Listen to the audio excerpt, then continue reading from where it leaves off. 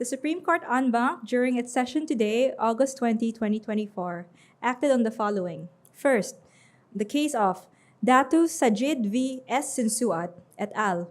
Versus Honorable Ahod Balawag Ibrahim in his capacity as Interim Chief Minister of the Bangsamoro Government and Bangsamoro Transition Authority.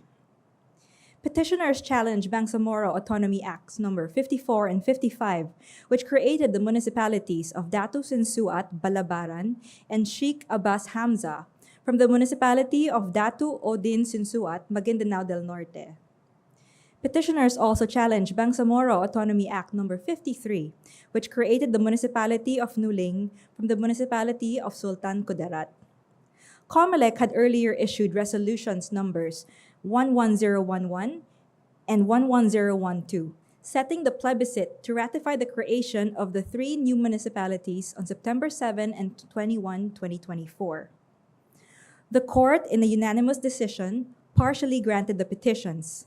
It declared unconstitutional Section 5 in Bangsamoro Autonomy Act numbers 53, 54, and 55, which states, qualified voters in a plebiscite to be conducted in the barangays comprising the municipality pursuant to Section 2 hereof. Section 5 allows only the qualified voters of the barangays comprising the new municipalities to vote in the plebiscite. The court ruled that qualified voters from both the new and the mother municipalities should be included in the plebiscite. The prayer for injunctive relief is also granted. Accordingly, a final prohibitory injunction is issued effective immediately.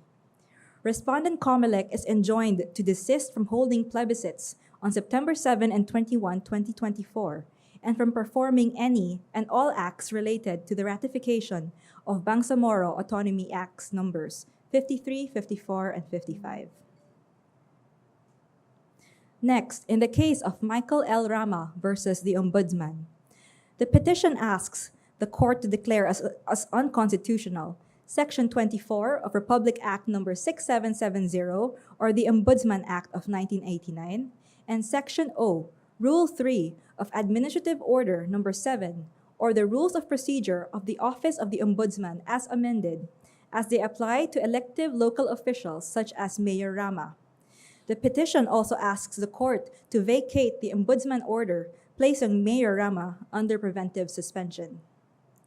The court required the respondents to file their comment to the petition and prayer for TRO within a non-extendable period of 10 days from notice. Next, regarding the report on the arrest of an employee of Branch 108, Regional Trial Court, Pasay City, for accepting $6 million from a litigant in exchange for a favorable judgment in a civil case.